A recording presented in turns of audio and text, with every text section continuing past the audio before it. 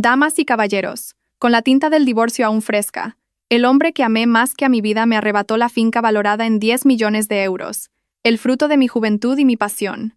No solo me echó de casa con las manos vacías, sino que tuvo la crueldad de arrojarme a la cara una invitación de boda de un rojo intenso, con una foto de él y su amante sonriendo felices. Dijo con voz burlona: «Ven el fin de semana y felicítanos, exesposa. Ven a ver cómo es la verdadera felicidad». Me quedé allí, sintiéndome la mujer más desdichada del mundo entre los escombros de mi matrimonio destrozado. Pero cuando llegué a casa con la invitación manchada de lágrimas, mi madre no se enfadó en absoluto al verla. Simplemente esbozó una sonrisa enigmática y fría. Me dio una palmada en el hombro y dijo: «No llores, hija mía. Maquíllate, ponte guapa y ve. Mamá te va a mostrar una obra de teatro magnífica. Toda tragedia comienza con una fe ciega. Soy Isabella, diseñadora de interiores. Me enamoré a primera vista de Javier, un director de medios atractivo y talentoso. Él me mostró un mundo deslumbrante, me pintó un futuro de color de rosa. Y yo le creí. Nos casamos, y el mayor regalo de bodas que mi madre, Carmen, nos dio fue una villa en una finca exclusiva. Mi madre era una simple ama de casa que, tras perder a mi padre temprano, me había criado sola con mucho esfuerzo. Sabía que había invertido todos sus ahorros y hasta el último céntimo para conseguir ese regalo tan valioso. Por eso, valoré aún más esa casa, dedicando 3 años de mi juventud y pasión a diseñarla personalmente y supervisar su construcción, convirtiéndola en una obra de arte. Quería corresponder al corazón de mi madre y construir un hogar feliz con el hombre que amaba, pero no sabía que ese paraíso pronto se convertiría en un infierno. Tan pronto como la villa estuvo terminada y fue tasada en 10 millones de euros, Javier empezó a cambiar. Se volvió frío. Llegaba tarde a casa con frecuencia. Mi suegra, la señora Pilar, que desde el principio me había menospreciado por considerar que mi origen familiar no estaba a la altura del suyo, se volvió aún peor. Se mudó a vivir con nosotros, convirtiéndome en su sirvienta no remunerada y atormentándome constantemente con críticas. Sin embargo, el culmen de la mentira y la crueldad vino del propio Javier. Hace unos 2 meses, llegó a casa con el rostro lleno de preocupación y angustia. Dijo que su empresa estaba en dificultades y necesitaba una gran suma de dinero para evitar la quiebra. Me suplicó, diciendo que esta villa era lo único que podía salvarle. Quería hipotecarla en el banco para obtener un préstamo. «Isabella, ayúdame solo esta vez», me dijo, con los ojos llorosos, mientras me cogía las manos. «Si superamos este bache, te lo compensaré todo. Esta casa es tuya, solo necesito ponerla a mi nombre para el préstamo. Nunca la codiciaría. Como esposa que amaba y confiaba ciegamente en mi marido, ¿cómo podría soportar verle hundirse? No lo dudé ni un instante. Al día siguiente me llevó a una notaría. Sobre la mesa había una gruesa pila de documentos. Me señaló dónde debía firmar, diciendo que era un contrato de garantía de activos, un procedimiento necesario para el préstamo bancario. Preocupada por mi marido, y con total confianza en él, firmé sin leer detenidamente cada página. Ese fue el error fatal de mi vida. No sabía que, entre las docenas de páginas de ese contrato de garantía, él había insertado hábilmente un contrato de donación de bienes inmuebles. Mi firma, estampada en un estado de confusión, puso fin a mi propiedad sobre la obra en la que había volcado toda mi pasión. Una vez que logró su objetivo, su verdadera naturaleza salió a la luz. Ya no parecía triste ni preocupado. Volvió a casa, pero no solo, sino acompañado de Valeria, una influencer que yo sospechaba vagamente que era su amante. Delante de mí y de mi suegra, declaró con total naturalidad: «Quiero el divorcio». Mi suegra, en lugar de sorprenderse, sonrió con satisfacción.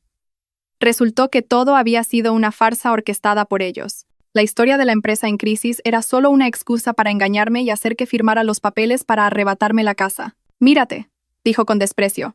«Siempre metida en casa. Eres aburrida. Ya no encajas conmigo. Valeria es mi mujer». Me quedé paralizada. En una sola tarde, lo había perdido todo. El marido que amaba, la casa en la que había puesto mi alma y mi fe en el amor. Me echaron con una vieja maleta y el corazón hecho añicos. Y para echar sal en la herida, sacó la invitación de boda de su bolsillo y la arrojó a mis pies. «Ah, casi lo olvido», dijo con una sonrisa diabólica. «Este fin de semana, Valeria y yo nos casamos, aquí mismo, en esta finca. Ven a felicitarnos. Ven a ver qué clase de mujer es la que me merece a mí y a esta casa». Me quedé de pie bajo el sol de Madrid, llorando. Sentí una humillación extrema, impotencia y desesperación. No tenía a dónde ir. Solo pude arrastrar mi pesada maleta de vuelta a la pequeña casa de mi madre. Al verme regresar en ese estado lamentable, mi madre no preguntó mucho. Simplemente me abrazó en silencio. Llorando le conté todo. La traición de Javier y la vil trama que usó para robarme la finca. Le mostré la invitación, la prueba de mi humillación. Pensé que lloraría conmigo, que se enfadaría y maldeciría a ese traidor. Pero no. Miró la invitación en silencio y una sonrisa enigmática e indescifrable, que nunca antes le había visto, apareció en sus labios. ¿Se casan en la finca La Promesa?, preguntó con una voz extrañamente tranquila. Bien, muy bien. La miré atónita. Mamá, ¿por qué dices eso? Dejó la invitación y me dio una ligera palmada en el hombro. Sus ojos, normalmente tan amables, ahora tenían un brillo agudo y calculador que nunca había notado. No llores, hija mía, dijo con voz firme. Ponte guapa, elige tu vestido más espectacular y ve a esa boda. Te prometo que te espera una obra de teatro magnífica. Una obra de teatro realmente magnífica. Queridos lectores, si os preguntáis qué magnífica obra de teatro ha preparado la madre y cómo su hija obtendrá justicia de ese astuto exmarido, dadle a me gusta, compartid y suscribíos al canal para no perderos la emocionante y catártica continuación de esta historia. La enigmática sonrisa de mi madre, lejos de aliviar mi dolor, me dejó aún más confundida y perdida. Mi mundo acababa de derrumbarse. Había perdido al marido que amaba, la casa en la que había invertido toda mi pasión y había sido humillada hasta lo más profundo de mi ser. ¿Cómo podía mi madre estar tan tranquila? ¿Cómo podía sonreír ante la tragedia de su propia hija? Mamá, sollocé, apoyándome en su hombro. Todo ha terminado. No tengo nada. Se ha llevado hasta la casa que me regalaste. Soy una inútil. No he podido protegerla. Pensé que me consolaría, que me diría que los bienes materiales se recuperan. Pero en lugar de eso, me dio unas palmaditas en la espalda y me ayudó a sentarme. Me miró directamente a los ojos, y su mirada, habitualmente tierna, ahora tenía un brillo extrañamente afilado. Isabella, dijo, y su voz ya no era la de una madre cariñosa, sino la de alguien que tiene todo bajo control. Levanta la cabeza. Las lágrimas no solucionan nada. Quien debería estar llorando ahora no eres tú, sino ese traidor. Se fue a la cocina y me preparó una taza de tila caliente. El calor de la taza se extendió por mis manos, pero no pudo descongelar mi corazón helado. Me senté, mirando fijamente la pared blanca. Mi mente estaba en blanco. Solo resonaban en mi cabeza la imagen de Javier y Valeria sonriendo felices en la invitación y sus crueles palabras. Ven a ver cómo es la verdadera felicidad. Mi madre se sentó frente a mí. Me observó en silencio, sin decir nada. Su mirada no era de compasión, sino de paciencia, como si esperara a que me calmara por mí misma. Después de un largo rato, cuando mis sollozos amainaron, habló lentamente. Isabella, ¿alguna vez te has preguntado por qué siempre he ocultado mi pasado? ¿Por qué le decía a la gente que era una simple ama de casa que vivía de la pequeña pensión que dejó tu padre? La miré, confundida. No, nunca me lo pregunté. Siempre creí esa historia. Pensé que habías luchado toda tu vida para criarme, y que la villa era todo lo que tenías. Mi madre suspiró levemente y se dirigió a un viejo aparador de madera en un rincón de la habitación. Abrió un cajón cerrado con llave y sacó una caja de laca de color rojo oscuro, marcada por el paso del tiempo. La colocó sobre la mesa y la abrió con cuidado. Dentro no había joyas ni dinero, sino viejas fotos en blanco y negro y varios cuadernos amarillentos. «Esta es mi verdadera yo», dijo con calma. Me pasó una foto. En ella, una mujer joven y elegante posaba junto a un famoso chef francés. Debajo de la foto, una inscripción decía: Carmen, ganadora del concurso internacional de maestros cocineros, París 1995. Me quedé boquiabierta. «Mamá, ¿esta eres tú?» Sí, asintió.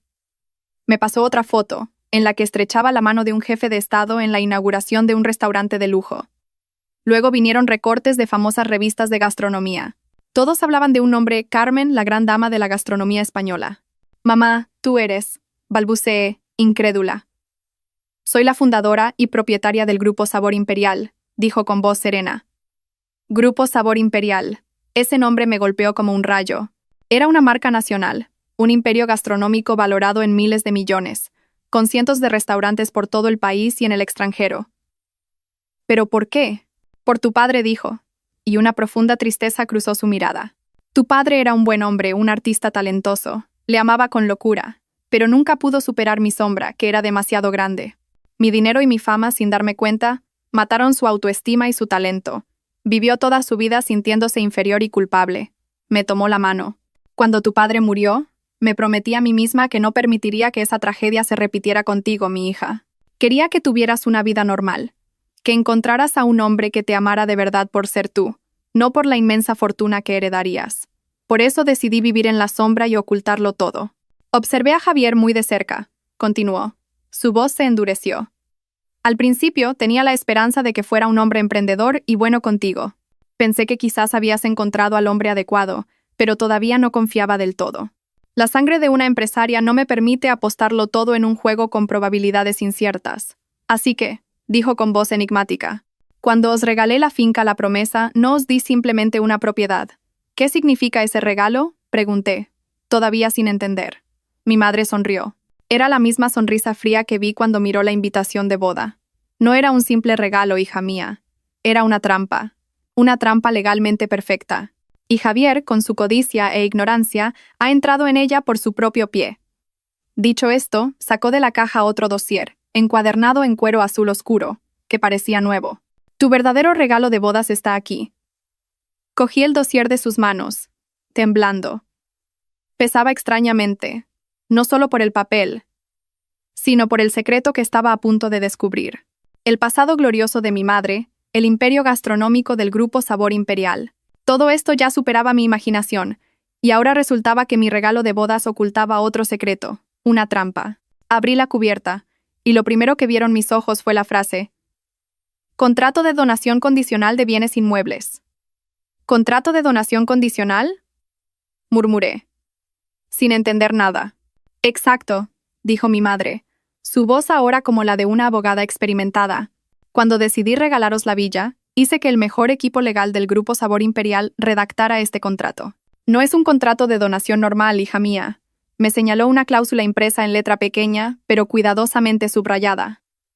Entrecerré los ojos y leí: Cláusula 3.2. Eficacia del contrato. La eficacia de este contrato de donación y el derecho de propiedad de los donatarios, Isabella y Javier, solo se reconocerán mientras ambas partes mantengan una relación matrimonial válida, demostrada por el correspondiente certificado de matrimonio, y convivan como un matrimonio unido por el afecto. Leí la cláusula una y otra vez, y entonces una comprensión asombrosa comenzó a iluminar mi mente. Mamá, ¿qué significa esto? Significa, explicó mi madre claramente, que la propiedad de la villa está directamente ligada a vuestro estado civil, es como un hilo invisible. Mientras seáis marido y mujer, la casa es vuestra. Pero en el momento en que el certificado de matrimonio pierda su validez, este contrato de donación se anula automáticamente, y la propiedad de la villa vuelve inmediatamente a su dueña original, yo. El mundo pareció dar un vuelco ante mis ojos. Una trampa legal perfecta, un movimiento que ni el más astuto podría haber previsto. Pero él ya me engañó para que firmara la escritura a su nombre, mamá, dije, todavía preocupada. ¿De qué sirve eso? Mi madre se burló. Él es solo un director de medios mediocre. ¿Cómo podría competir en ingenio con mi equipo legal? Esos papeles que te hizo firmar, ya sea un contrato de donación o un acuerdo de propiedad, legalmente se consideran transacciones secundarias derivadas del contrato original. Para que lo entiendas fácilmente, dijo mi madre, el árbol de la propiedad de Javier creció de la raíz del contrato que yo os di. Ahora que os habéis divorciado y esa raíz ha sido eliminada, el árbol no tiene más remedio que secarse y morir. Todos los documentos posteriores carecen de valor. La casa ya no es suya desde el momento en que el juez dictó sentencia de divorcio. Ahora mismo, está viviendo ilegalmente en mi casa. Me quedé completamente atónita. Mi madre, a quien yo creía que solo sabía de cocina, poseía una mente aterradoramente calculadora y una visión de futuro. Lo había previsto todo, había preparado una vía de escape para mí desde el principio. Javier, continuó mi madre con desprecio, cometió el error fatal de los codiciosos y miopes. Se centró tanto en cómo arrebatar la propiedad que se olvidó de proteger la condición previa para obtenerla. Él mismo rompió con sus propias manos la única cláusula que podría haberle dado todo. Mi dolor pareció reducirse a la mitad, y en su lugar comenzó a brotar una pequeña y jubilosa alegría. Entonces, ¿qué hacemos ahora? ¿Le demandamos inmediatamente y recuperamos la casa? ¿Demandar? ¿Por qué tanta prisa, hija mía?, sonrió mi madre. Era la misma sonrisa fría que vi cuando miró la invitación de boda. ¿Qué gracia tendría un juicio? No tenemos que hacer nada. Simplemente sentarnos y esperar a que el pez salte solo a la red. Cogió la invitación de boda de la mesa y la admiró como si fuera una obra de arte. Envió una invitación, ¿verdad? Dijo que quería casarse en esa misma finca. Perfecto. Cuanto más ruido haga, más humillante será su caída. Él quería la boda del siglo, y yo le daré el desastre del siglo. ¿Qué quieres decir, mamá? Todavía no podía seguir su pensamiento. ¿Contrató una empresa de catering? Sí, he oído que es una empresa de catering de lujo llamada El Festín Real. Excelente, asintió mi madre, sus ojos brillando con astucia. Entonces las cosas son aún más fáciles de lo que pensaba. No explicó más, se levantó y se acercó a la ventana. Lo que tienes que hacer, dijo, cogiéndome la mano, es secarte las lágrimas, deshacerte de toda la tristeza, ir de compras, ponerte guapa y elegir el vestido más deslumbrante. Ese día, tienes que aparecer como una reina para presenciar la caída de quienes te despreciaron. Deja todo lo demás en mis manos. Las lágrimas volvieron a brotar de mis ojos. Pero esta vez no eran lágrimas de dolor, sino de gratitud, de júbilo y de la felicidad de saber que no estaba sola. Tenía a mi madre. Una madre que no solo me amaba, sino que era una guerrera, una verdadera reina. La invitación de boda sobre la mesa ya no era un símbolo de humillación. Se había convertido en una invitación para presenciar la caída de ese hombre, y yo sería la espectadora en primera fila. Una vez trazado el plan de venganza, mi estado de ánimo cambió por completo. El dolor y la desesperación fueron reemplazados por una extraña expectación y emoción. Ya no era la víctima de una tragedia. Me convertí en una espectadora que esperaba una magnífica obra de teatro que estaba a punto de comenzar. Y los actores principales, Javier y Valeria, no me decepcionaron. Interpretaron sus papeles a la perfección, con una desfachatez y un ridículo impecables. Javier, habiendo conseguido fácilmente una finca de 10 millones de euros y habiéndose deshecho de mí, una espina en su costado, era como un tigre suelto en la selva. Ya no ocultaba ni se andaba con rodeos. Hizo pública su relación con Valeria y comenzó a alardear de ella en todos los medios de comunicación y redes sociales, como si quisiera gritar al mundo entero su victoria. Las redes sociales de Valeria, la influencer con cientos de miles de seguidores, se convirtieron de repente en un canal de telerrealidad que mostraba su lujosa vida en la finca La Promesa. Cada día publicaba decenas de fotos e historias. Hoy, una foto de ella posando junto a la piscina infinita con un bikini de marca con la leyenda «Paz en mi rincón del paraíso». Mañana, una foto de un desayuno servido en el balcón, tan bonito como en una revista, acompañada de la exclamación. Cuando te levantas cada día y la persona que amas te ha preparado un desayuno así, ¿se puede ser más feliz? Al ver esas fotos, solo podía reírme con sorna. Ese paraíso del que disfrutaba había sido cuidado por mí, ladrillo a ladrillo, brizna de hierba a brizna de hierba. Ese desayuno del que presumía probablemente lo había comprado Javier a toda prisa fuera, porque él no sabía ni hervir un huevo. Pero el culmen de la ostentación fueron las publicaciones sobre los preparativos de su boda del siglo. Javier, como director de medios, movió todos sus hilos para convertir esta boda en un gran evento publicitario. Invitó a periódicos online de cotilleos y a bloggers famosos para que la cubrieran. No escatimó en gastos, invirtiendo enormes sumas en contratar a los mejores proveedores de servicios. El vestido de novia de Valeria sería diseñado a medida por un famoso diseñador francés. Las alianzas serían un par de anillos de diamantes de edición limitada de Tiffany Co. Y el banquete, por supuesto, se celebraría en el jardín de la finca La Promesa con cientos de invitados VIP, servido por la empresa de catering real, El Festín Real, como Javier declaró con orgullo en una entrevista. Cada vez que se publicaba un artículo, cada vez que se compartía una imagen, era como otro cuchillo clavado en mi corazón. Pero ahora ya no me dolía. Al contrario, me hacía sentir más satisfecha. Cuanto más ostentosos y ruidosos fueran, más miserable sería su caída. Mientras tanto, mi madre y yo llevábamos una vida tranquila. Mi madre me llevó a uno de sus áticos en el centro de la ciudad. Un lugar con alta seguridad y completamente privado. «Descansa aquí», me dijo. «Tu único trabajo ahora es ponerte realmente guapa, realmente radiante». Contrató para mí al mejor equipo de expertos. Un nutricionista, un entrenador personal, un especialista en cuidado de la piel. Comencé un régimen científico de ejercicio y dieta. Leí libros, escuché música, aprendí más sobre arte.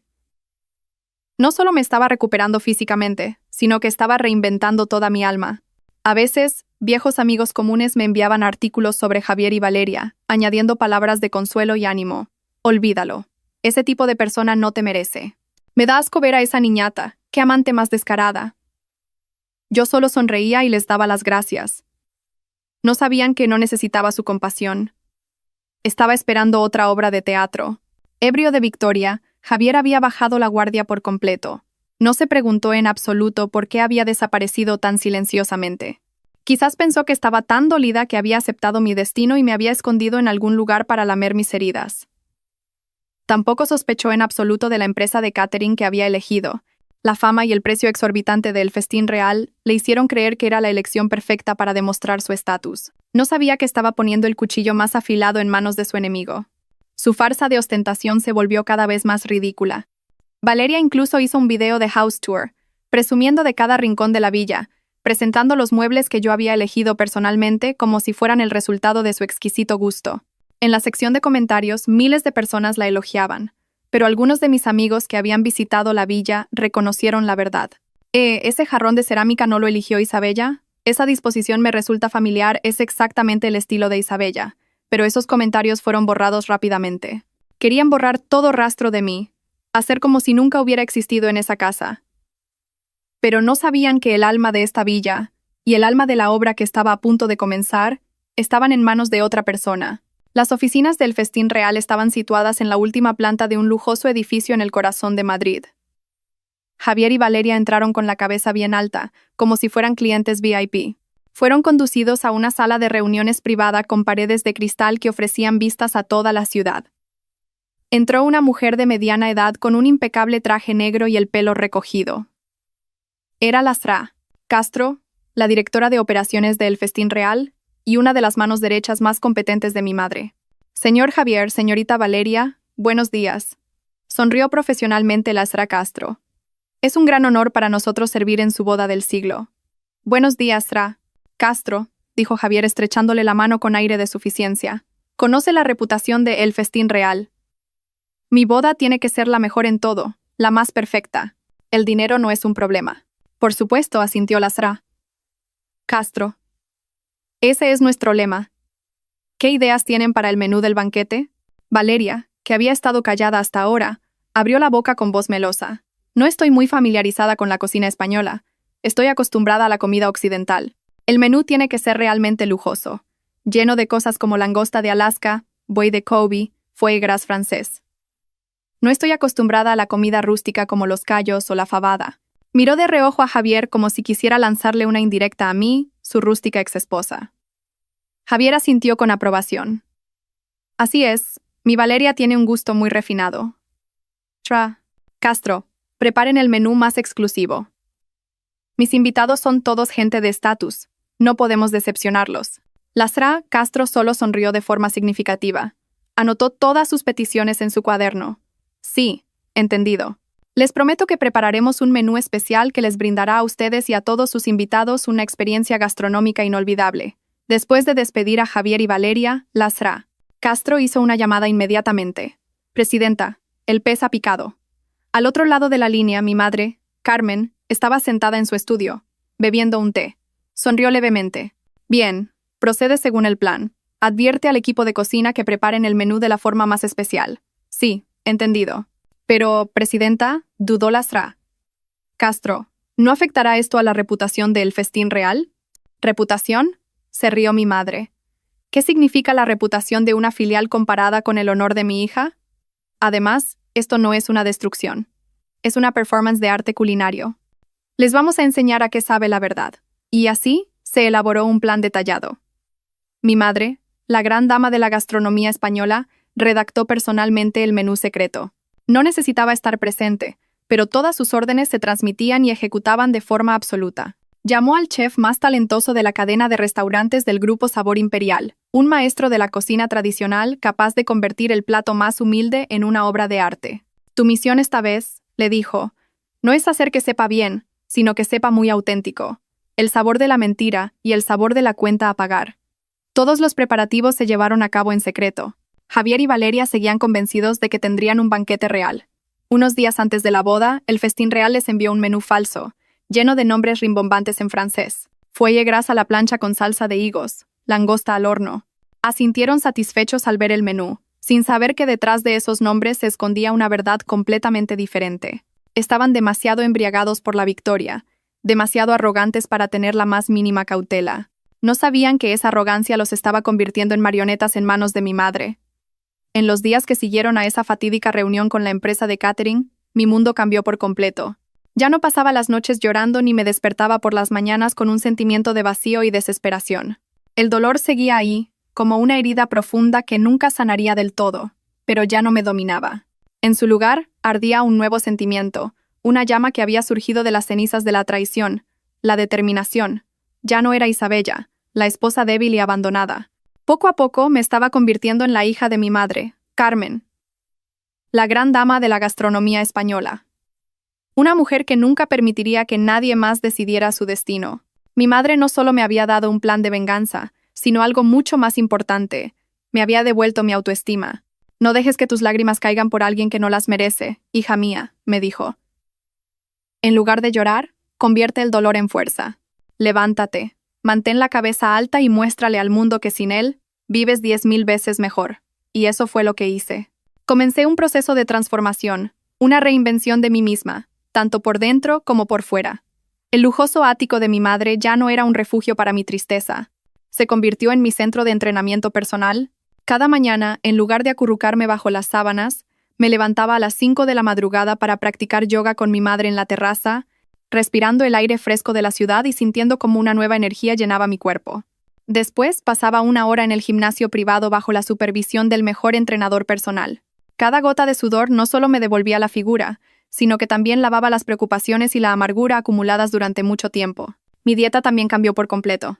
Mi madre, con sus conocimientos de experta gastronómica, diseñó personalmente para mí una dieta nutritiva que no solo era saludable, sino que también ayudaba a mejorar mi piel y mi figura. Ya no me saltaba comidas ni comía cualquier cosa. Aprendí a cuidar mi cuerpo, a amarme a mí misma, algo que había olvidado por completo en los últimos 3 años. Pero el mayor cambio no fue físico, sino mental. Mi madre no me dio ni un segundo para sumirme en pensamientos negativos. Me llevó a exposiciones de arte, a conciertos de música clásica. Me presentó a sus amigas, empresarias de éxito, artistas talentosas. Entré en contacto con un mundo completamente diferente, un mundo de conocimiento, creatividad y mujeres fuertes e independientes. Escuché sus historias, aprendí de sus experiencias, y poco a poco me di cuenta de que el mundo de una mujer no puede girar únicamente en torno a un hombre. Era un mundo mucho más amplio y colorido. Y mi madre me llevó con su mejor amiga, la famosa diseñadora de moda, la señora Montes. Montes, le dijo, ayuda a esta niña a reencontrarse a sí misma. Créale un atuendo que la transforme de Cenicienta a una verdadera reina. La señora Montes me miró con la mirada penetrante de una artista. No preguntó por mi pasado, simplemente observó en silencio mi mirada, mi forma de andar, incluso mi forma de sentarme. Carmen, dijo, no te preocupes. Esta niña no es Cenicienta. Siempre ha sido una princesa, solo que ha olvidado por un momento dónde dejó su corona. Durante la semana siguiente, pasé la mayor parte del tiempo en el estudio de diseño de la señora Montes. No solo me probó vestidos, sino que me enseñó sobre estilo, sobre cómo combinar prendas, sobre el lenguaje de la moda. Me dijo que la ropa no es solo para cubrir el cuerpo, es una declaración de quién eres. Elige un color que cuente tu historia ahora mismo, dijo. Y elegí el rojo rubí, el color del poder, del encanto, de la pasión y de la venganza. El vestido de noche estuvo listo el día antes de la boda. Cuando me lo puse y me miré en el espejo, no me reconocí.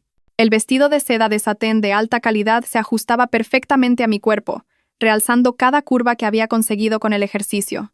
Un atrevido escote palabra de honor, una espalda profundamente escotada y una abertura alta. Ya no era la imagen de la dócil y sencilla Isabella. La mujer en el espejo era una persona completamente diferente. Seductora, misteriosa y con un aire de autoridad. Magnífico, admiró la señora Montes. Isabella, no tienes que hacer nada. En el momento en que entres allí, ya habrás ganado. Sonreí. Estaba lista. Ya no sentía miedo ni resentimiento. Solo una extraña calma. No iba allí a arruinar una fiesta ni a recuperar lo perdido. Ese amor, esa persona, ya no valían la pena. Iba allí como una espectadora especial, para ver una obra de teatro y para poner fin oficialmente a mi pasado. Le demostraría a Javier, a Valeria y a toda su familia cuán espléndida y fuerte había renacido la mujer que habían desechado cruelmente. Ese fin de semana, el cielo de Madrid estaba despejado y soleado. como si quisiera realzar aún más la boda del siglo de Javier y Valeria. La finca La Promesa, en la que había puesto toda mi pasión, ahora estaba decorada de forma ostentosa, pero con un estilo completamente diferente. El ambiente refinado y acogedor que yo había intentado crear había desaparecido, reemplazado por un lujo exagerado y opulento. Miles de rosas blancas y rosas formaban un arco de flores gigante. Cintas de seda blanca colgaban por todas partes. Y en el centro del jardín se había erigido un gran escenario con una enorme pantalla LED donde se proyectaban en bucle las románticas fotos de boda de los novios. Todo era perfecto. Una perfección ostentosa por fuera, pero vacía por dentro. Desde el mediodía, coches de lujo comenzaron a llegar en fila. Los invitados eran todos personalidades influyentes del mundo de los negocios y el entretenimiento. Los periodistas y la prensa también se congregaron en la zona de prensa, listos para capturar cada momento de este evento tan sonado. Los protagonistas de la fiesta, Javier y Valeria, aparecieron como un príncipe y una princesa de cuento de hadas. Valeria llevaba un vestido de novia de una marca famosa, con miles de diamantes brillantes. Su rostro estaba perfectamente maquillado y su sonrisa feliz era incontenible. Se aferraba al brazo de Javier, paseando de mesa en mesa, recibiendo felicitaciones y miradas de envidia. Estaba en la cima de su vida. Había conseguido un marido rico, la boda de sus sueños y una finca que millones envidiarían. No sabía que todo aquello era un castillo de arena, a punto de ser barrido por un tsunami. Javier también estaba ebrio de victoria. Se veía elegante y seguro de sí mismo. Haberse apoderado de la finca y casarse con una nueva esposa guapa y rica le hacía sentirse como un rey. Quería que todos le adularan y le envidiaran. Había olvidado por completo mi existencia, o quizás intentaba olvidarla deliberadamente. Para él, yo era un error del pasado, una mancha que había sido limpiada. Mi ex-suegra, la señora Pilar, también vestida con un elegante traje de chaqueta, iba de un lado a otro, presumiendo de la nueva nuera que sí era digna de su hijo. «Mirad, así es como debe ser la esposa de mi hijo», decía con orgullo a sus amigas. «Guapa, capaz y sabe cómo tratar a la gente. Es una bendición para nuestra familia». No sabía que la bendición de la que presumía estaba a punto de convertirse en una catástrofe. La ceremonia de la boda transcurrió sin problemas y a la perfección. Intercambiaron los anillos, cortaron el pastel y brindaron con champán. Los aplausos no cesaban. Javier tomó el micrófono, su voz llena de una falsa emoción. «Gracias a todos por venir a celebrar con nosotros hoy. Hoy soy el hombre más feliz del mundo porque me he casado con la mujer más maravillosa, Valeria». Se volvió hacia la novia y le dio un beso en la frente. La sala entera estalló de nuevo en aplausos y vítores. Los flashes de las cámaras no paraban de disparar, inmortalizando su momento dorado. Estaban en la cima de la plenitud, de la victoria, y ese era el momento perfecto. Y entonces el maestro de ceremonias anunció: «Y ahora, damas y caballeros, levanten sus copas y prepárense para disfrutar del banquete real preparado por la mejor empresa de catering de Madrid, el Festín Real». Esa fue la señal. Yo, que hasta ahora había estado sentada tranquilamente en el coche aparcado fuera, observándolo todo en secreto, sonreí levemente. Su obra de teatro había terminado, y ahora era el momento de que comenzara la obra de mi madre. Siguiendo las órdenes, docenas de camareros con uniformes blancos salieron lentamente de la zona de la cocina, llevando con respeto bandejas de comida cubiertas con tapas de plata. Todos estaban expectantes. Se preguntaban qué manjares se servirían en una boda tan lujosa. Langosta, bogavante o quizás algo exótico. Javier y Valeria también miraban al equipo de servicio. Una sonrisa de satisfacción todavía permanecía en sus labios. Estaban listos para recibir la admiración y los elogios de sus invitados, y las tapas de plata se levantaron al unísono. Pero lo que apareció debajo no fue ni langosta ni buey de Kobe. El lujoso espacio del banquete se llenó de repente de un aroma muy característico, intenso, terrenal y completamente fuera de lugar en ese entorno. Era el olor de los callos a la madrileña acompañados de morcilla frita. En el instante en que las tapas de plata se levantaron al unísono, el lujoso espacio del jardín de la villa se sumió en un silencio atónito. La música melódica de fondo se volvió de repente incongruente, y las risas se apagaron. Cientos de invitados, vestidos con sus elegantes trajes de noche y smokines, miraban con una expresión indescriptible los platos que acababan de ser colocados en sus mesas. No había langostas rojas de Alaska, ni fragante buey de Kobe a la parrilla, ni grasiento foie gras francés. En su lugar, ante ellos, se encontraban los platos más castizos que uno pudiera imaginar. Platos que probablemente nunca en sus vidas habrían imaginado ver en la boda del siglo. Sobre los platos de porcelana blanca inglesa con delicados bordes dorados, se presentaban unos artísticos callos a la madrileña. Junto a las tiras de callos y chorizo, se disponían cuidadosamente trozos de morcilla frita y jamón serrano. Pero lo que causó la impresión más fuerte, lo que se apoderó del olfato de todos, fue el propio guiso. Un potente plato de callos, con su olor característico, impregnaba el aire.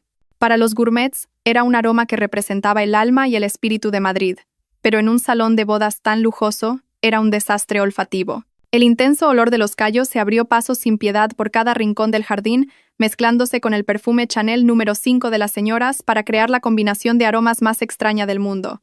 Pero eso no era todo. Junto a los reales callos a la madrileña, había platos rebosantes de morcilla frita.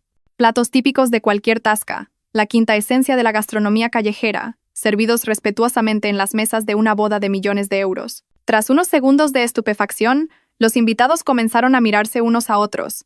Lo que al principio eran solo susurros, empezó a convertirse en un murmullo creciente. ¿Qué? ¿Qué es esto? ¿Callos? ¿Estoy viendo bien? Dios mío, ¿qué es este olor tan terrible? Algunas de las señoras, acostumbradas a ambientes impolutos, tuvieron que arrugar la cara de disgusto y taparse la nariz. Incluso los periodistas y reporteros, invitados para escribir artículos elogiosos sobre la lujosa boda, se quedaron boquiabiertos, con las cámaras en la mano, sin saber si debían tomar fotos o no. Esto no era un simple accidente, era una humillación orquestada de forma elaborada y artística. La primera en derrumbarse fue la protagonista de la fiesta, la novia, Valeria. Estaba de pie en el escenario, con una sonrisa feliz todavía en los labios. Pero cuando el intenso olor de los callos llegó a su nariz y bajó la vista para ver la morcilla frita servida respetuosamente en las mesas, su sonrisa se congeló. Su rostro, perfectamente maquillado, pasó del rojo al pálido, y luego se quedó sin color. Ella era la influencer que siempre había construido una imagen refinada y de clase alta en las redes sociales. Siempre presumía de cenar en restaurantes con estrellas Michelin y decía que no podía comer comida de baja categoría. Y ahora, en el día más importante de su vida, bajo los focos de cientos de cámaras y las miradas de sus iguales, tenía que enfrentarse a un banquete lleno de callos y morcilla. Una oleada de vergüenza y bochorno extremos la invadió. Se sintió como si la hubieran desnudado y se estuvieran burlando de ella sin piedad. Javier, se volvió hacia él con voz quebrada. ¿Qué está pasando? Pero Javier no estaba de humor para consolarla. Él también estaba atónito. Su atractivo rostro ahora estaba rojo de ira y humillación. Había gastado miles de millones en esta gran boda para consolidar su estatus. Había movilizado todas sus conexiones. Quería que todos le admiraran y le envidiaran, pero ahora solo recibía miradas de desconcierto, risitas y un olor a callos que no se podía lavar. Su boda del siglo se había convertido en el hazmerreír del siglo. Se sintió como si le hubieran dado una bofetada caída del cielo, una bofetada invisible pero que dolía hasta los huesos. Y la sorpresa se convirtió en una ira incontenible. Estaba seguro de que alguien había intentado arruinar su boda, y esa persona no podía ser otra que yo. Isabella, esa maldita. Apretó los dientes, sus ojos inyectados en sangre. Olvidó toda imagen, todo papel. Ahora solo era un hombre enloquecido por la humillación. La ira de Javier estalló como un volcán largamente contenido. No le importaron los invitados, ni la novia que sollozaba a su lado. Su único objetivo era encontrar al responsable de este desastre y hacerlo pedazos. Bajó corriendo del escenario, con el rostro enrojecido y los ojos inyectados en sangre, buscando por todas partes. ¿Dónde está el encargado? El encargado de el festín real. ¡Que salga ahora mismo!, gritó, y su voz resonó por todo el jardín, ahogando la música y los murmullos de la gente.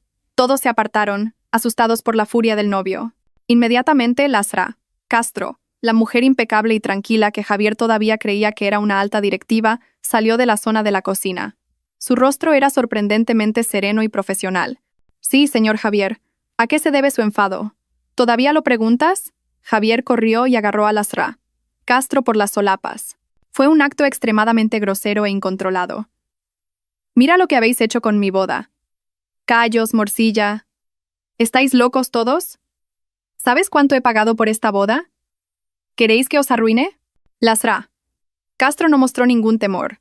Con calma, apartó las manos de Javier y se arregló las solapas. Señor Javier, le recomiendo que se calme. Toda la comida de hoy ha sido preparada según el menú que acordamos. ¿Acordamos?, gritó Javier, incrédulo. ¿De qué estás hablando? Mi menú era langosta y buey de Kobe. ¿Quién acordó este menú asqueroso con vosotros? Usted mismo, respondió Lasra. Castro con voz imperturbable. Luego hizo un gesto a un empleado para que le trajera un dossier. Este es el contrato que firmó con nosotros, y aquí está el anexo sobre el menú, con su firma al final. Abrió la última página. Allí, bajo una larga lista de platos tradicionales, estaba la firma de Javier, clara e irrefutable. El día que firmó el contrato, estaba demasiado confiado y desprevenido. Solo echó un vistazo a las cláusulas principales y firmó todas las páginas sin leer detenidamente el anexo. Había caído en la trampa más básica. ¿Es ella?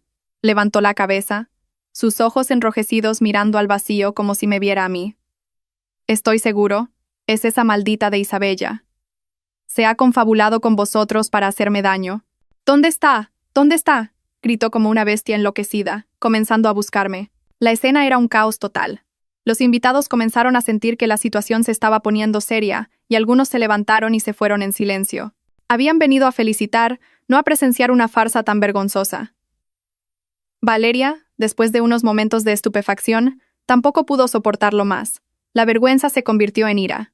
También corrió, pero no para detener a Javier, sino para desahogarse. ¿Qué has hecho, Javier? Le golpeó el pecho con los puños, llorando. ¿En qué has convertido nuestra boda? En el hazme reír en un circo. Debería haberlo sabido. Casarme con un hombre con un pasado tan complicado como el tuyo seguro que traería problemas. Ahora mira, todo Madrid se reirá de mí. Cállate, la empujó Javier con fuerza, y ella casi se cae. ¿Tú qué sabes? Todo es por culpa de mi exmujer. Está aquí. Seguro que está aquí, riéndose de nosotros. Tenía razón. Estaba aquí. Pero no para reírme. Estaba sentada en un coche con los cristales tintados de negro, aparcado justo fuera de la puerta de la villa, observándolo todo tranquilamente a través de una pantalla conectada a una cámara oculta. A mi lado estaba mi madre, Carmen. Simplemente se sentó y tomó un sorbo de té, sin ninguna expresión en su rostro. ¿Es la hora, mamá? Pregunté con voz ligeramente temblorosa. Mi madre dejó la taza de té. Sí, asintió. Es hora de que la reina haga su entrada. Hizo un gesto al chofer. Las puertas de hierro de la villa se abrieron lentamente, y nuestro coche avanzó lentamente hacia el centro de la caótica escena. Todos los ruidos y las discusiones cesaron de repente. Desde los novios hasta los invitados que quedaban, todos se giraron con asombro para mirar el lujoso sedán que entraba. Sabían que el protagonista de la obra finalmente había aparecido. El Audi A8 negro de mi madre avanzó lentamente hacia el centro de la caótica escena, suave y silencioso, como una pantera negra entrando en su territorio. Se detuvo en el centro del jardín, a solo unos metros de donde los novios se habían quedado helados, justo donde las luces del escenario brillaban con más intensidad. Todos los ruidos se apagaron. Los gritos de Javier, los sollozos de Valeria, los murmullos de los invitados, todo desapareció, dejando solo el bajo zumbido del motor del vehículo y los latidos del corazón de los presentes. Contuvieron la respiración, esperando a ver quién bajaría de este lujoso coche no invitado. La puerta trasera del coche se abrió lentamente. Primero apareció un par de tacones de aguja de Christian Louboutin de color rojo rubí. La suela, roja como la sangre, era arrogante y autoritaria. Luego, una esbelta silueta con un deslumbrante vestido de noche rojo rubí. Era yo, Isabella. En el momento en que bajé del coche, todo el jardín se sumió en un silencio explosivo. Ya no era la Isabella de ayer. No era la mujer con el rostro cansado, la ropa vieja y la mirada siempre baja. La mujer que ahora estaba ante ellos era una persona completamente diferente. Mi pelo estaba recogido en un elaborado moño, revelando mi largo cuello y unos brillantes pendientes de diamantes. El maquillaje profesional había ocultado cualquier rastro de fatiga, dejando solo un rostro afilado, labios rojos y una mirada tranquila y fría. El vestido rojo rubí se ajustaba a mi cuerpo, realzando cada curva que había conseguido con el ejercicio, convirtiéndome en una llama deslumbrante que quemaba todas las miradas. Estaba erguida, con un porte elegante, en completo contraste con la desaliñada novia Valeria, con el rímel corrido a mi lado. Mi aparición, tan espléndida que no podía hacerlo más, fue una provocación silenciosa. Fue una bofetada directa en la cara de Javier y su familia. Isabella. Javier fue el primero en reaccionar. La sorpresa pronto se convirtió en una ira aún mayor que la de antes. Pensó que todo, desde el banquete de callos hasta este caos, era obra mía para arruinarlo. ¿Te atreves a aparecer aquí?, gritó, señalándome con el dedo. Maldita. Todo esto es obra tuya, ¿verdad? ¿Te has confabulado con ellos para arruinar mi boda? ¿Es porque estás celosa? Se abalanzó sobre mí como una bestia enloquecida, pero fue fácilmente detenido por el robusto chofer de mi madre, vestido con un traje negro. Suéltame. Tengo que darle una lección a esa zorra. Se debatió, soltando improperios. Mi ex suegra, la señora Pilar, también reaccionó. Después del shock inicial, solo quedó el odio y la ira. También corrió al lado de su hijo y comenzó su habitual teatro. Dios mío, miren esto, todos. Es mi exnuera, se quejó llorando a los invitados que quedaban. Después de que mi hijo la dejara, ahora vuelve para arruinar la boda. ¡Qué mujer sin orgullo! Volver tan descaradamente después de ser echada. Se nota que ha sido criada sin padres. Enfatizó deliberadamente las palabras sin padres, intentando clavar otro cuchillo en mi dolor. Pero ya no me dolía. Los observé en silencio mientras actuaban. Vi al hombre que una vez amé insultándome ahora con las palabras más soeces. Vi a la mujer a la que intenté tratar como a una madre usando ahora las palabras más viles para humillarme. Cuanto más enloquecieran, más miserable sería su caída. ¿Han terminado de actuar ustedes dos? Finalmente abrí la boca. Mi voz no era fuerte, pero era tan tranquila y autoritaria que los hizo callar a ambos. ¿Dijo usted que he arruinado su boda, señor Javier? Mírese de nuevo y vea quién está convirtiendo esta boda en el hazmerreír. ¿Soy yo? ¿O es el propio novio quien está gritando y agarrando al camarero por las solapas como un loco? Luego me volví hacia la señora Pilar. Señora, ya no la llamé madre. ¿Dijo usted que no tengo orgullo? Entonces, ¿una suegra que consiente que su hijo le sea infiel y conspira con él para engañar a su nuera y arrebatarle sus bienes tiene orgullo? Mis palabras fueron como balas que se clavaron directamente en sus rostros hipócritas. Se quedaron sin palabras, incapaces de replicar. Y dije, no he venido hoy aquí a arruinar ninguna boda. He venido aquí como una invitada. Sostuve en alto la invitación de boda de color rojo intenso que Javier me había arrojado a la cara. Fue el propio novio quien me invitó a venir a ver cómo es la verdadera felicidad. Yo solo estoy respondiendo a su invitación. Mi descaro hizo que Javier hirviera de rabia. Tú. Se quedó sin palabras. Solo pudo señalarme con el dedo. Este no es tu sitio. Vete ahora mismo. Sal de mi casa ahora mismo. ¿Mi casa? Sonreí de forma significativa. ¿Está seguro de que esta es su casa, señor Javier? Por supuesto. La escritura está a mi nombre. Vete ahora mismo, o llamaré a seguridad, grito. Ah, sí, dije con voz desafiante. Pues llámelos. Me encantaría ver a quién obedecen los guardias de mi casa. Mis palabras estallaron como otra bomba, sorprendiendo a todos una vez más. ¿Tu casa? ¿De qué estás hablando? Incluso Javier vaciló, y una vaga inquietud comenzó a invadir su mente. Justo en ese momento, desde la zona de la cocina, todavía en caos, apareció lentamente la figura de una mujer vestida con un elegante y autoritario traje de seda azul oscuro. Detrás de ella, la seguía un equipo de unas 10 personas con trajes negros y maletines, que parecían un poderoso equipo legal. Y esa mujer no era otra que mi madre. La aparición de mi madre fue como un sedante que calmó instantáneamente todo el caos. Caminaba sin prisa, y cada paso exudaba el aplomo de alguien que tiene la situación bajo control. No miró a Javier ni a la señora Pilar. Su mirada recorrió toda la sala, y todos los que se encontraron con esa mirada aguda y autoritaria tuvieron que bajar la cabeza inconscientemente. Y entonces sucedió algo inesperado. Algunos de los invitados al banquete, personalidades mayores e influyentes del mundo de los negocios y el sector inmobiliario, se quedaron atónitos al ver a mi madre, y se levantaron apresuradamente para saludarla con una respetuosa inclinación de cabeza. Presidenta Carmen, qué sorpresa verla aquí. Presidenta, ¿cuánto tiempo? ¿Sigue usted tan saludable? Señora Carmen, qué honor. Javier y su madre se quedaron completamente estupefactos. ¿Presidenta? ¿Qué presidenta? ¿Mi madre una ama de casa? ¿Por qué estos empresarios de éxito se inclinaban ante ella? Señora, la madre de Isabella, balbuceó la señora Pilar, incrédula. ¿Cómo está usted aquí? ¿Quién la ha dejado entrar? Mi madre finalmente se giró lentamente hacia ella. No se enfadó, simplemente miró a la señora Pilar con una mezcla de lástima y desprecio. ¿Por qué necesito su permiso para entrar en mi propia casa? Dijo con una voz que, aunque no era fuerte, tenía el peso de 1000 toneladas. ¿Casa? ¿Su casa? La señora Pilar estalló en una risa histérica. ¿Se ha vuelto loca?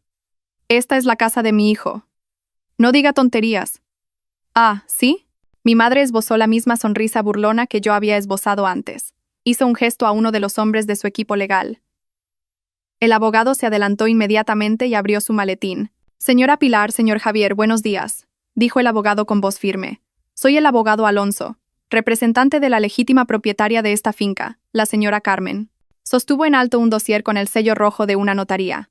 Según el contrato de donación condicional de bienes inmuebles número 1234, redactado el 15 de marzo del año pasado, mi clienta, la señora Carmen, donó la propiedad de la finca La Promesa a su hija, la señora Isabella, y a su yerno, el señor Javier. El abogado hizo una pausa y miró directamente a la cara de Javier.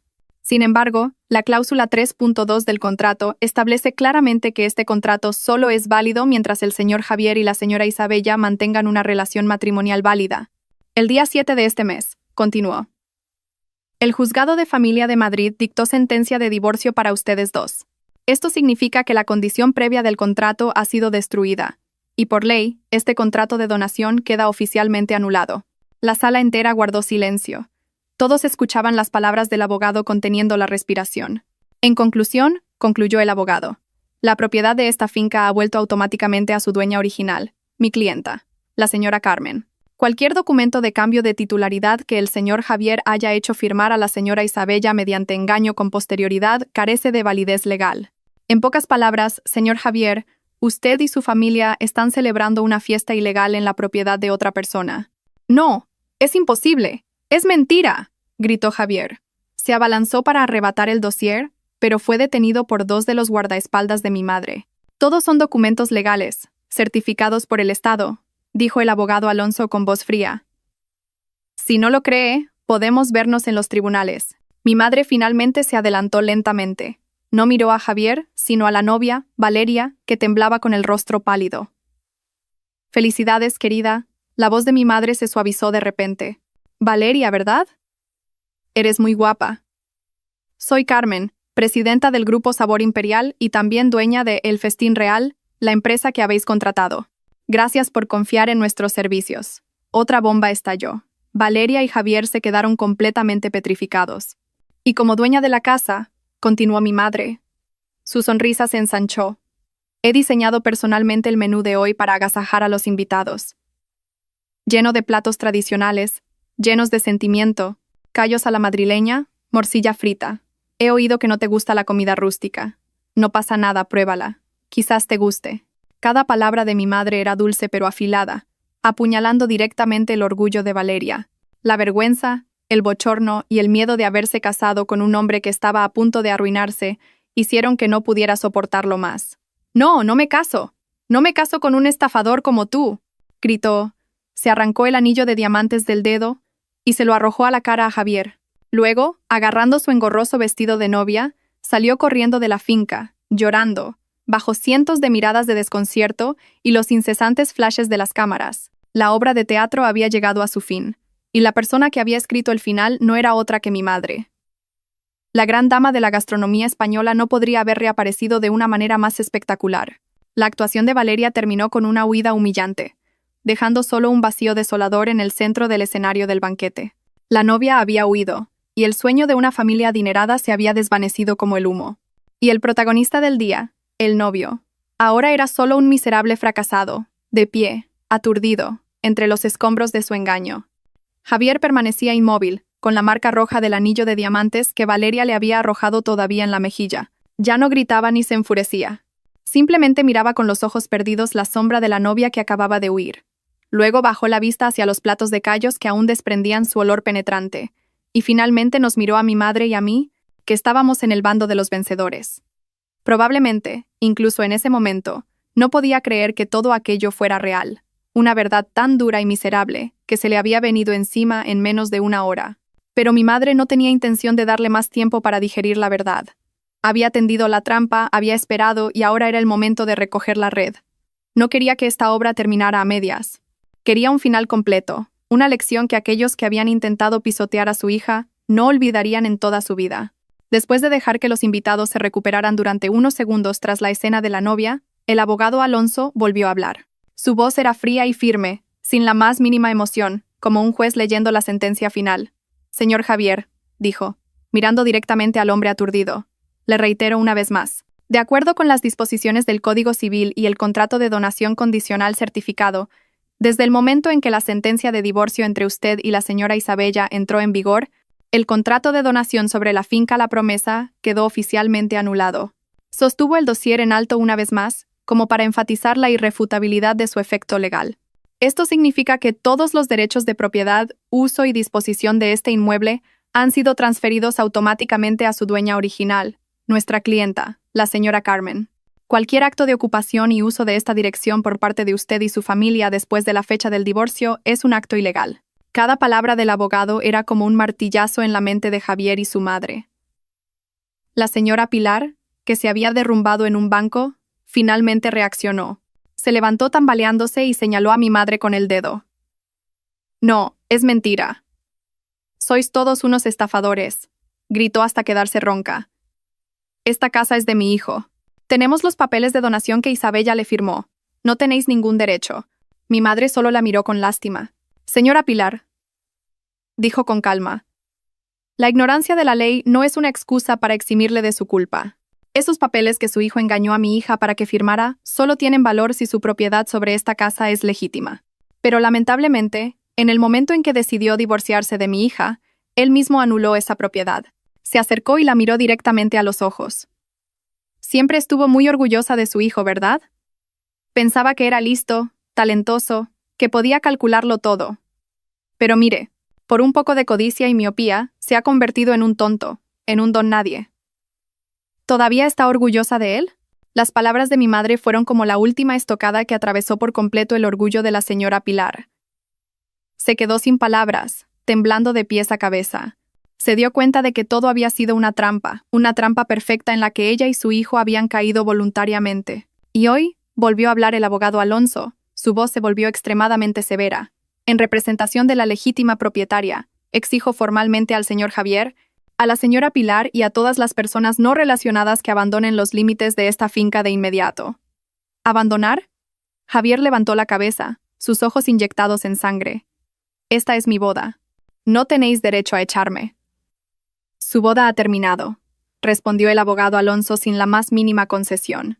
La novia ha huido, y usted está celebrando un evento ilegal en la propiedad de otra persona. Según la ley, tenemos todo el derecho a exigirle que cese esta infracción de inmediato. Si no coopera, nos veremos obligados a solicitar la intervención de los agentes de seguridad. Ustedes se atreven, apretó los dientes Javier. Todavía intentaba aferrarse a su último ápice de orgullo. No podía aceptar el hecho de ser expulsado de su propia boda del siglo delante de cientos de personas. Miró a su alrededor en busca de apoyo, pero solo recibió miradas de desconcierto, sacudidas de cabeza compasivas y miradas de desprecio. Nadie se puso de su lado. Ya habían visto suficiente de su descaro y estupidez. Era hora de que la obra terminara, y el telón final fue bajado por una orden irrefutable.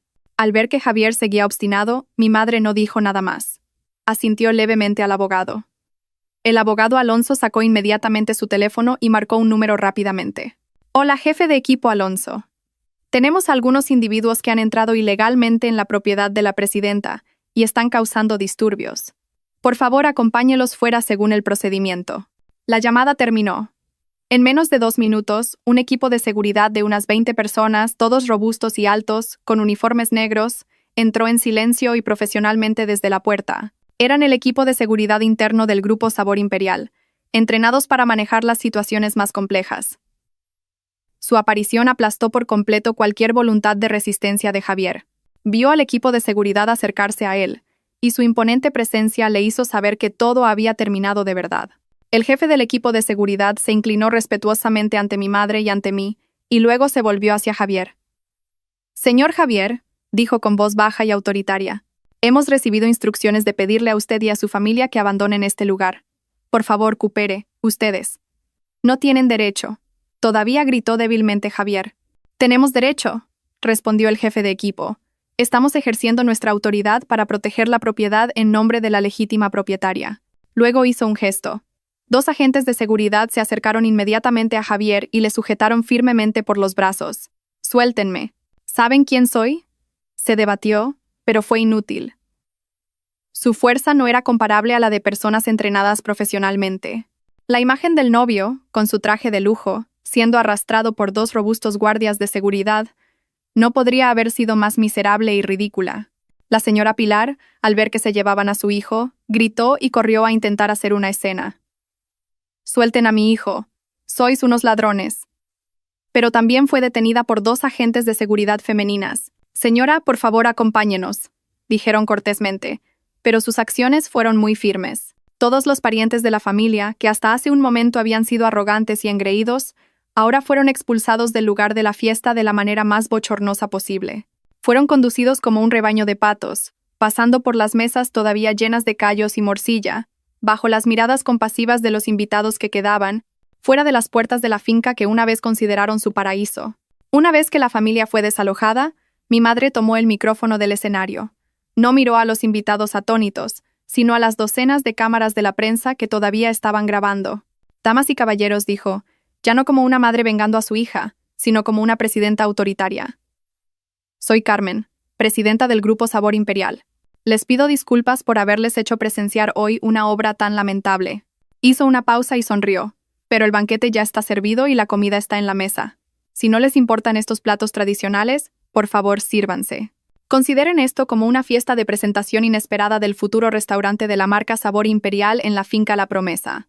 Sus palabras, humorísticas pero agudas, hicieron que toda la sala estallara en aplausos. No solo había recuperado su casa, sino que había convertido un desastre mediático en una oportunidad de relaciones públicas inmejorable. Y en cuanto a mi hija, continuó, atrayéndome a su lado. «Les presento a mi única hija, Isabella. Ella será quien me acompañe en la gestión y el desarrollo de esta marca gastronómica». Levantó mi mano en alto, y todas las miradas y todos los objetivos de las cámaras se centraron en mí. Ya no era la nuera abandonada. Estaba al lado de mi madre como la heredera de un imperio, como una princesa que había recuperado su reino. La boda del siglo se había convertido en el desastre del siglo para la familia de Javier, pero para mí fue un nuevo comienzo más brillante que nunca. La obra de teatro había llegado a su fin, y la persona que había escrito el final no era otra que mi madre. La gran dama de la gastronomía española no podría haber reaparecido de una manera más espectacular. Cogí la mano de mi madre y miré hacia adelante, donde me esperaba un nuevo futuro, una nueva vida. Esa fatídica noche terminó con la familia de Javier siendo escoltada fuera de las puertas de la finca La Promesa por el equipo de seguridad del Grupo Sabor Imperial. Ante cientos de pares de ojos y docenas de objetivos de cámara, fueron arrojados a la noche sin hogar, sin honor y con nada más que un futuro sombrío y oscuro. Pero eso fue solo el comienzo de su infierno en la tierra. Un infierno construido con los ladrillos de la codicia, la arrogancia y la traición.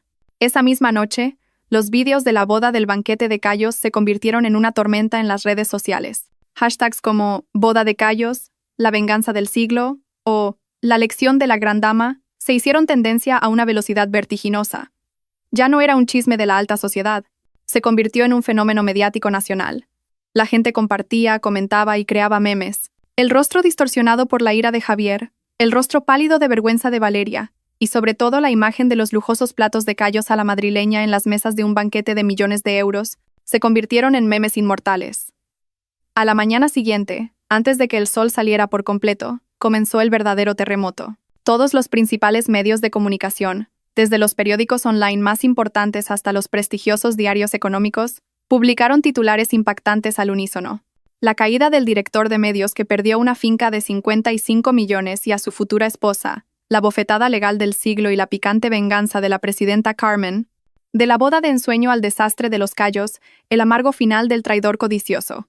Los nombres de Javier y Valeria se hicieron más famosos que nunca, pero fue una fama llena de infamia y humillación.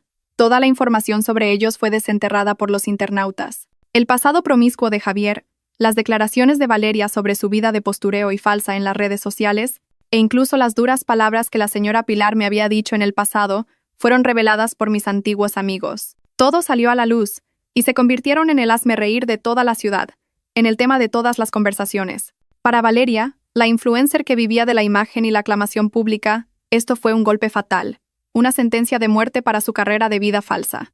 Su cuenta personal fue atacada por decenas de miles, y luego cientos de miles de personas. No solo la insultaron, sino que usaron precisamente esa comida rústica para despreciarla. ¿Has comido morcilla hoy, guapa? A un amante le pegan los callos y un marido estafador. A ver si ahora aprendes a no despreciar la comida española, pija de pacotilla. Las marcas de moda y cosméticos que habían firmado contratos publicitarios con ella en el pasado, Anunciaron al unísono el cese de la colaboración, no queriendo que su imagen de marca se viera empañada por este vergonzoso escándalo. Incapaz de soportar la humillación, cerró todas sus cuentas de redes sociales y no se atrevió a salir de casa. El sueño de convertirse en la nuera de una familia adinerada se hizo añicos. Su carrera de influencer desapareció, y en su lugar solo quedó una mancha que la perseguiría de por vida, el apodo de la pija de los Cayos. Pero quienes tuvieron que soportar las consecuencias más directas y pesadas fueron Javier y su familia. Expulsados de la finca, no tenían a dónde ir. Tuvieron que alojarse temporalmente en un viejo y estrecho apartamento de apenas 40 cuadrados metros, el mismo que la señora Pilar había criticado anteriormente como una ratonera, no acorde con su estatus. El duro contraste entre un ático de 150 millones y un apartamento viejo, entre una vida de lujo y una realidad miserable, fue una tortura mental terrible. Pero ni siquiera esa paz temporal duró mucho. La empresa de medios donde Javier era director se enfrentó a una crisis sin precedentes después de que estallara el escándalo. Los grandes clientes, sensibles a la imagen, enviaron correos electrónicos y llamaron al unísono para exigir la rescisión de los contratos. No podían seguir colaborando con un director de medios cuya vida privada era un desastre, un estafador y una persona de mala reputación. La junta directiva convocó una reunión de emergencia, y la decisión final fue rápida y despiadada: despedir a Javier de inmediato y emitir un comunicado de prensa declarando que no tenían nada que ver con sus acciones personales para salvar la reputación que le quedaba a la empresa. Habiendo perdido su trabajo, su casa, a su futura esposa y su honor, Javier se derrumbó por completo. Ya no gritaba ni enloquecía. Se encerró en esa estrecha habitación y se dedicó a beber día y noche. No podía enfrentarse a nadie, no podía contestar el teléfono, no podía leer los periódicos, pero no podía escapar de sí mismo. Mi imagen con el deslumbrante vestido rojo, la tranquila sonrisa de mi madre y el intenso olor a callos de esa fatídica noche lo atormentaban en cada noche de insomnio. Lo tenía todo en sus manos. Una esposa que lo amaba de verdad, la casa de sus sueños, un futuro brillante. Pero por su codicia infinita y su traición, él mismo lo había hecho añicos todo, pero el infierno no se detuvo ahí. Mi madre, Carmen, no era una persona que se anduviera con rodeos. Decidió llegar hasta el final para enseñarles una lección inolvidable sobre el peso de la ley. El equipo legal del Grupo Sabor Imperial demandó formalmente a Javier por fraude y apropiación indebida de bienes por haber engañado para que firmara el contrato de donación y por ocupación ilegal por haber ocupado y utilizado la finca después de que la propiedad fuera invalidada. Con pruebas irrefutables, desde el contrato original con la cláusula secreta hasta el poder que me engañó para que firmara, la victoria era casi segura. Además, Javier también tuvo que enfrentarse a una serie de demandas de los patrocinadores de su boda del siglo. Habían gastado miles de millones en la promoción de su marca, pero al final se vieron envueltos en un vergonzoso escándalo mediático. Le exigieron una indemnización total por los daños a su imagen y los costes. Las deudas se acumularon como una bola de nieve y su futuro se oscureció tras las rejas. Su madre, la señora Pilar, después de presenciar cómo su hijo pasaba de ser una estrella a un criminal en un instante, de ser un orgullo a una vergüenza, finalmente no pudo soportarlo más. El enorme shock la envejeció 10 años y debilitó su salud. La vida en un entorno estrecho y deficiente, sumada al desprecio de los vecinos, la llevó a ser hospitalizada en un estado de grave agotamiento nervioso y físico. Yacía en la fría cama de un hospital público, sin rastro del aplomo de la suegra malvada que codiciaba la fama superficial de antaño. Solo era una mujer vieja e indefensa, viendo cómo su familia se derrumbaba y se arruinaba por su propia estupidez y codicia. El infierno en la tierra no estaba lejos. Era el remordimiento, el arrepentimiento y la humillación que los perseguirían de por vida. Una sentencia sin fin. Un año después, cuando el ruido del escándalo se había calmado gradualmente, una nueva historia se convirtió en el tema de conversación en Madrid. Pero esta vez, no era una tragedia ni una comedia, sino una historia llena de inspiración y orgullo. La finca La Promesa, que había conmocionado al mundo con la boda de los Cayos, ahora se había vestido de nuevo y tenía una nueva misión. Ya no era una finca privada cerrada. Mi madre y yo decidimos convertirla en un espacio especial, algo sin precedentes en España, un lugar que combinaba un restaurante de alta cocina española con un centro de exposiciones de arquitectura y cultura culinaria. Lo llamamos Raíces de la Promesa. Este lugar no solo ofrecía la quinta esencia de la cocina de las tres culturas, cristiana, judía y musulmana, creada por los mejores chefs del Grupo Sabor Imperial en un espacio arquitectónico único, sino que también era un lugar para exhibir los diseños y maquetas de jóvenes arquitectos talentosos, para organizar charlas culturales clases de cocina tradicional y mercados de fin de semana en honor a los productos ecológicos de los agricultores españoles. Queríamos convertir la finca en un lugar que honrara el valor de las raíces culturales, un lugar al que los hijos de España pudieran volver y sentirse orgullosos. El día de la inauguración, Raíces de la Promesa fue un gran evento que atrajo la atención de toda la élite, los artistas y los medios de comunicación. Yo ya no me escondía detrás del escenario. Llevaba un traje de seda diseñado por la señora Montes, de pie junto a mi madre, segura de mí misma y radiante. Como directora de operaciones de este proyecto, ya no era la diseñadora de interiores que solo conocía 4 paredes. Aprendí de mi madre y participé en la gestión y las operaciones. Encontré mi pasión y recuperé mi valor, no construyendo mi propio hogar, sino construyendo y difundiendo buenos valores para la comunidad. Mi vida ahora es una sucesión de días ocupados pero llenos de alegría. Encontré la felicidad en el trabajo, en las sonrisas de satisfacción de los clientes, en las miradas de admiración de los jóvenes amantes de la cultura. Me reencontré a mí misma, una versión de mí misma mucho más fuerte y completa que antes. En cuanto al destino de aquellos que me hicieron sufrir, también tuvieron el final que merecían. Un final trágico escrito por sus propias elecciones equivocadas. Javier fue condenado a 3 años de prisión por fraude, con pruebas irrefutables en su contra. Pero eso no fue todo. La enorme indemnización que tuvo que pagar a los patrocinadores y a las partes relacionadas lo dejó a él y a su familia completamente en la ruina. Después de salir de la cárcel, no le quedaba nada. Su antigua empresa lo despidió, sus amigos lo evitaron, y el nombre de Javier se convirtió en una mancha en la industria de los medios. Ninguna empresa quería contratarlo. Tuvo que hacer todo tipo de trabajos manuales para sobrevivir, desde repartidor en moto hasta camarero en un puesto de comida callejera. Irónicamente, un lugar que vendía la comida que una vez despreció. A veces, la gente lo ve sentado en silencio en una esquina de la calle después de un duro día de trabajo, mirando con los ojos perdidos el edificio iluminado de Raíces de la Promesa. Quizás en ese momento se arrepiente. Se arrepiente de la esposa que lo amó con todo su corazón. Se arrepiente de la oportunidad de cambiar su vida que tuvo al alcance de la mano, pero que desechó por su propia codicia y traición. Pero todo era demasiado tarde. El arrepentimiento ahora sería su fiel compañero por el resto de su vida. La señora Pilar, después de una larga hospitalización, fue dada de alta, pero el enorme shock la había envejecido 10 años, y su salud estaba debilitada. Tuvo que pasar sus últimos días en el estrecho y viejo apartamento, en el dolor y la vergüenza. Su orgullo, su arrogancia, fueron enterrados para siempre con la caída de su precioso hijo. Cada día tenía que enfrentarse a la verdad de que su corazón cruel y su codicia habían llevado a toda su familia a la tragedia. Fue una tortura mental más dolorosa que el dolor físico. Toda su familia tuvo que pagar un precio demasiado alto por sus malas decisiones. Una vez estuvieron en lo alto, mirándome con desprecio, pero al final, fueron ellos quienes se hundieron en lo más bajo de la sociedad. Una tarde, mientras estaba en el jardín de Raíces de la Promesa, mirando los nenúfares en plena floración en el estanque, mi madre se acercó y me abrazó. ¿Todavía los odias?, me preguntó en voz baja. Sacudí la cabeza y sonreí. No, mamá, ya no los odio. Quizás incluso debería estarles agradecida. Si no fuera por su traición, probablemente nunca habría descubierto mi verdadera fuerza ni habría tenido la vida tan significativa que tengo hoy. Así es.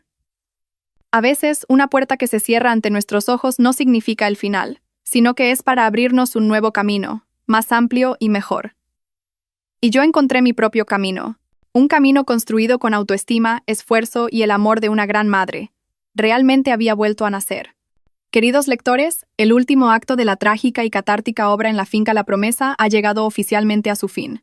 Hemos recorrido un largo camino juntos, desde la extrema humillación y el desconcierto de Isabella cuando fue expulsada de la casa que contenía su pasión, hasta la euforia y la satisfacción cuando la justicia se hizo realidad de la manera más espectacular posible.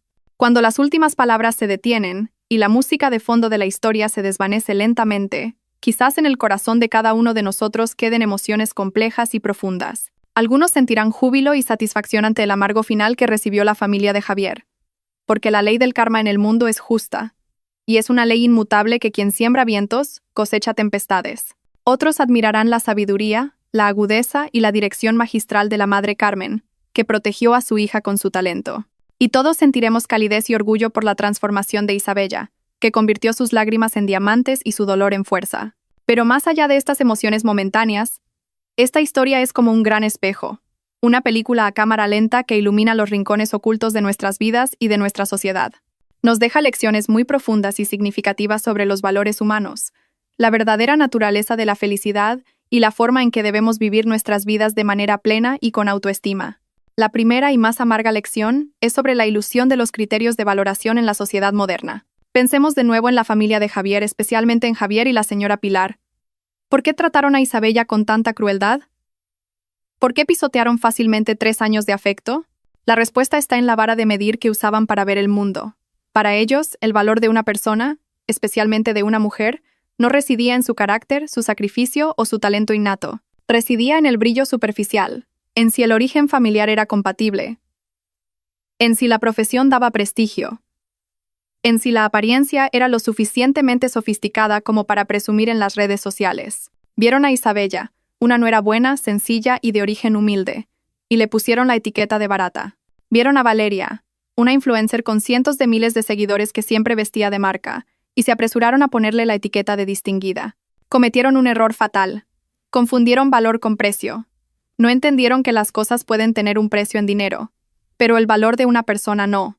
Esta historia es una advertencia contundente para todos nosotros. En la ajetreada vida, estamos a veces, sin darnos cuenta, juzgando a los demás con la vara de medir equivocada. Los valoramos por el coche que conducen, la casa en la que viven, el teléfono que usan.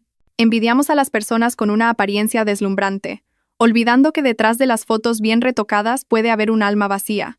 Ignoramos a los trabajadores corrientes, a las personas que viven en silencio, pero no sabemos que dentro de ellos puede haber un corazón de oro, una sabiduría erudita.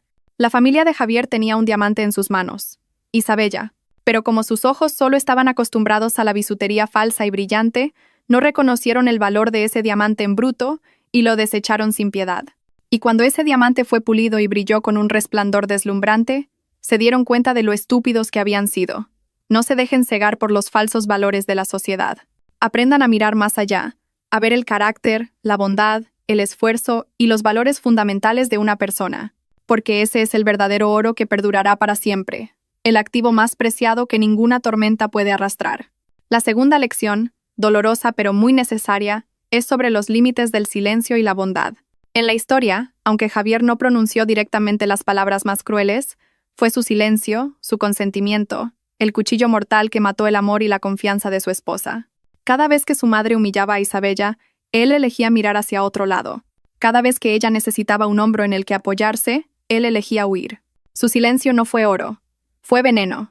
Fue una connivencia con el mal, una aprobación tácita de las malas acciones. Fue más cruel que los insultos, porque vino de la persona que más amábamos y en la que más confiábamos, la persona que esperábamos que fuera nuestro escudo protector.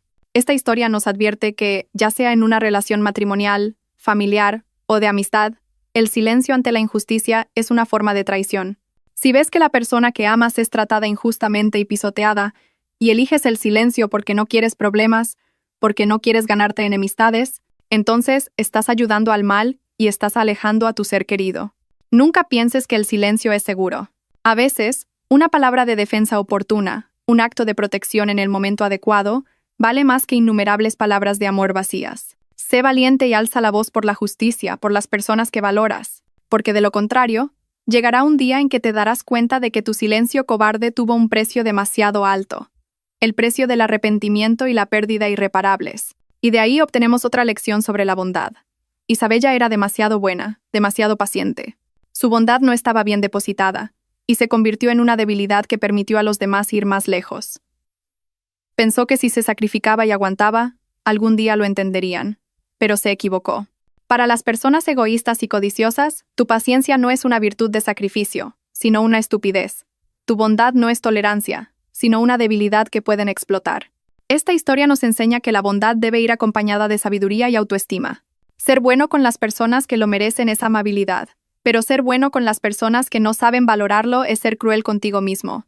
Tienes que saber establecer los límites de tu paciencia, saber decir no cuando sea necesario. Tu bondad es un regalo precioso. No lo desperdicies en personas que no lo merecen. Y quizás la lección más profunda e inspiradora que podemos obtener es sobre el poder de la sabiduría y la preparación. La venganza de la madre y la hija no fue una explosión de ira. Fue un juego fríamente calculado, una obra de teatro elaboradamente orquestada. La madre Carmen, sabia y experimentada, no actuó a ciegas. Usó la ley y la arrogancia de su oponente como armas.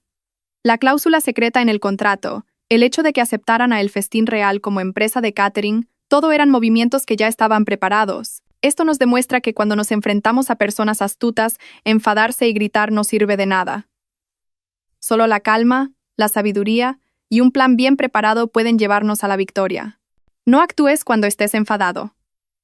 Da un paso atrás, analiza la situación, encuentra el punto débil de tu oponente y elige el momento adecuado para dar el golpe decisivo. La venganza más dulce no es una bofetada, sino un juego de ajedrez mate que hace que tu oponente se arrodille por completo y no pueda volver a levantarse. Finalmente, esta historia es un hermoso himno a la relación madre-hija y al resurgimiento de la mujer. La madre Carmen no era solo una madre rica. Era una madre sabia. No protegió a su hija desde el principio. Dejó que su hija cayera, que probara el sabor amargo de la vida por sí misma, porque sabía que solo cuando se levantara del dolor por sí misma, su hija crecería de verdad. Pero siempre estuvo ahí, observando desde la sombra, con una red de seguridad invisible. Cuando su hija la necesitó, apareció. No para protegerla, sino para darle las armas y luchar a su lado. Fue un amor grande, generoso y valiente. Y gracias a ese sólido apoyo, Isabella pudo transformarse por completo. Convirtió el dolor en motivación, la humillación en aplomo. Se levantó de las cenizas de su matrimonio, no para encontrar la felicidad prestada de otro hombre, sino para construir con sus propias manos una nueva felicidad, una nueva carrera, una nueva vida más brillante y significativa. El viaje de Isabella es una prueba contundente de que nadie puede destruirte a menos que tú mismo lo permitas. El final de una mala relación a veces no es una tragedia, sino el comienzo del viaje más maravilloso. Esta historia te enseña que, seas quien seas, vengas de donde vengas, mereces ser respetado. Te enseña que la codicia y la traición siempre tienen un precio. Y te enseña que la verdadera felicidad no proviene del favor de los demás, sino de tu propio esfuerzo, tu valentía y tu capacidad de amarte y valorarte a ti mismo. Vive como Isabella. No pierdas tu autoestima en ninguna circunstancia. Cree en tu propio valor. Enfréntate a los desafíos con valentía y construye tú mismo un amanecer brillante para tu vida. Porque después de cada lluvia, el cielo se aclara, y después de cada tormenta, hay un cielo claro y amplio esperándonos. Una tarde, mientras estaba en el jardín de raíces de la promesa, mirando los nenúfares en plena floración en el estanque, mi madre se acercó y me abrazó. ¿Todavía los odias?, me preguntó en voz baja. Sacudí la cabeza y sonreí. No, mamá, ya no los odio. Quizás incluso debería estarles agradecida. Si no fuera por su traición, probablemente nunca habría descubierto mi verdadera fuerza ni habría tenido la vida tan significativa que tengo hoy. Así es. A veces una puerta que se cierra ante nuestros ojos no significa el final, sino que es para abrirnos un nuevo camino, más amplio y mejor. Y yo encontré mi propio camino. Un camino construido con autoestima, esfuerzo y el amor de una gran madre. Realmente había vuelto a nacer. Queridos lectores, si esta historia y sus lecciones han llegado a vuestros corazones, no dudéis en darle al botón de me gusta. Compartid este video con vuestros amigos y familiares. Adiós, y hasta la próxima historia.